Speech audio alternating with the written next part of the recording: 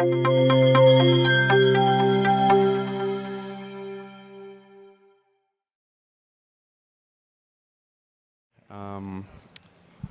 the time, I thought being right after lunch was a good idea. Now I'm wondering if that was a good decision, but really appreciate everybody being here, and thank you for coming back from lunch. When I added this conference and said I was going to come to the conference and speak, I never imagined that the background would look quite like this. So this is a first for me. It's pretty awesome. Kudos to the design team for coming up with that. It's wonderful. And so I'm from ITC. My name's Simon Whitelocke, and ITC, if you haven't heard of us, we're a transmission-only company. So I'm here to talk about transmission a little bit. And I was looking at the agenda for the conference, and it's quite broad. There are a lot of topics to cover over the next 4 days, and transmission is one of them. But there's so many other things, so many important things happening in the world of energy right now. And I think, let's face it, we have a lot of problems to tackle. There's a lot of issues to solve, and I think at the heart of it, it's going to require a lot of collaboration, and that's something that's pretty clear to me, and I really appreciate everybody being along for the ride. The grid was built decades ago, and it really wasn't constructed to meet the needs of today, although it has served us pretty well. Things like data centers and EVs and even the level of storms that we've had really weren't contemplated, and obviously our infrastructure has to evolve. So we are, as a transmission-only company, we're definitely sort of taking an all-in approach, as we like to say, because it's going to take all of us and pretty much everything we have to accommodate all of the needs. So just a little bit about ITC. We're a transmission-only company, as I said. We got our start back in 2003 when Detroit Edison sold off its portion of its transmission business to ITC. And since then, we've acquired other businesses. We've got about 16,000 circuit miles of transmission lines, and we're in parts of 8 states right now. So we get to see a pretty big perspective in terms of the energy grid and the energy policies that we're in. And we're also, because we're transmission only, on one side of us we've got generation, on the other side of us we have loads, so we're smack dab in the middle of what's happening. And since our inception in 2003, we've invested about $14 billion into our transmission systems. And for a transmission system, I think we started off with about $600 million in rate base in 2003, and we've invested $14 billion since then. So pretty significant numbers. But as a transmission-only company, that's all we do. So we think we need to do that really well, and we're specialized on that. And we have moved the needle in terms of reliability on our systems. We're top decile and top quartile, and in performance, and we think we have to be. When you only do one thing, if you don't do that one thing well, then that really isn't success. So we really are focused on best-in-class operations. We have a really good safety record. I think we were #1 in safety across the EEI companies last year, but we do have a unique perspective when it comes to the grid because of where we are. As I said, we're right in the middle. We've got load on one side, we've got generation on the other end. That by definition means that we have to collaborate. We have to collaborate with those on both sides to make it happen. So I thought I'd start with just kind of a look back, kind of thinking, if you figure out where you're heading, you have to look back to where you've come from. And some interesting pictures here, looking back into the early part of the 1900s. When electrification first took place, the grid was pretty splintered, as we all know, and I think technically the first grid was built in the late 1800s, but you can see the structures that existed before World War II, a lot different than they look today. After World War II, we call that kind of like the golden age, when technologies improved. We were seeing massive load growth to the tune of 5 to 10% per year, things were really thriving from an electrical grid perspective. Then we kind of hit the cruise control and ran into some problems in the 80s, 90s, 2000s. We saw blackouts. We saw other problems arising from a policy perspective.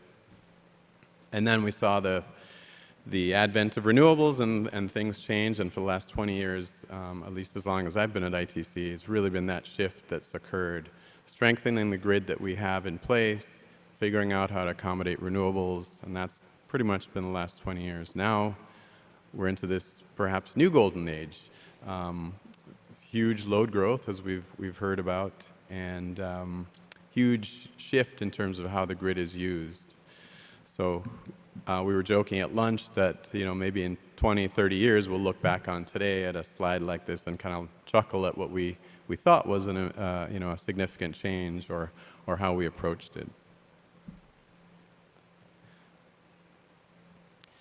One approach in terms of collaboration and as a way to tackle some of these changes that we've seen, at least in our footprint, in the MISO portion of our footprint, is some long-range transmission planning, and MISO calls it LRTP, long-range transmission plan. So MISO undertook this planning process to come up with a larger scale planning process that wasn't just focused on local projects, but was focused on the broader region, thinking about all these renewables coming online, these generators going offline. At the time, thinking electric vehicle load was going to increase significantly.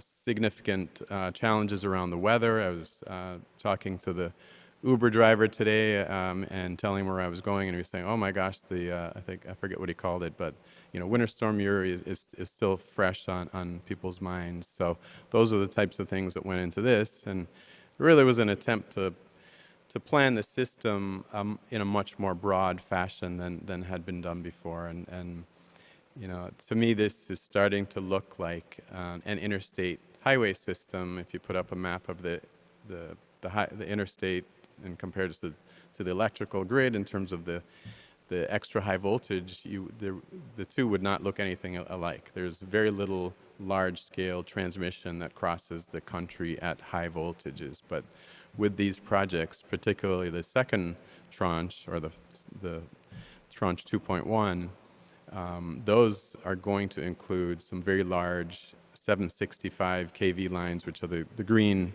dotted lines. The solid green lines are the existing 765 kV lines that connect in.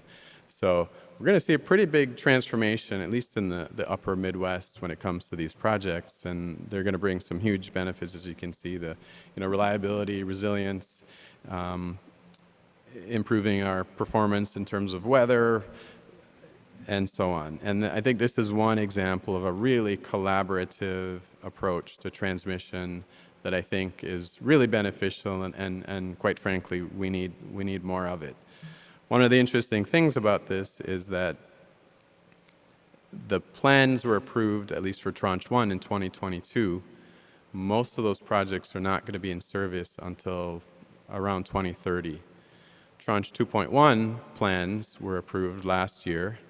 Those are not going to be in service until the mid-2030s. So you've got about a 10-year lag between when you approve these projects to when they're actually built.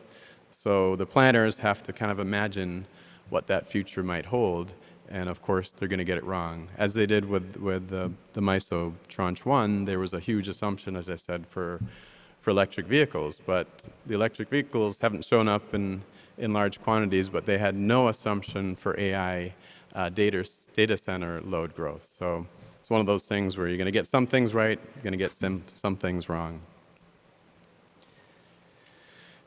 An interesting thing that happened when it came to one of those Tranche 1 projects for us in our Iowa system is that Alliant Energy had been working on a large industrial what do they call it, mega site in Cedar Rapids called Big Cedar. And it just so happens that a couple of those Tranche 1 projects run near that data, or now data center site, but this mega site. And so Alliance and ITC have been working really hard along with state and local officials to really develop the site, and in the process have landed about 1,900 megawatts of load coming to this site in Cedar Rapids before too long. Put that 1,900 megawatts in perspective, the peak load on ITC's system today in Iowa and Minnesota is about 3,500 megawatts. So this one site is going to have a load of 1,900 megawatts, which is more than 50% the existing peak demand on our entire system across the whole couple of states. So it gives you a sense of the scale.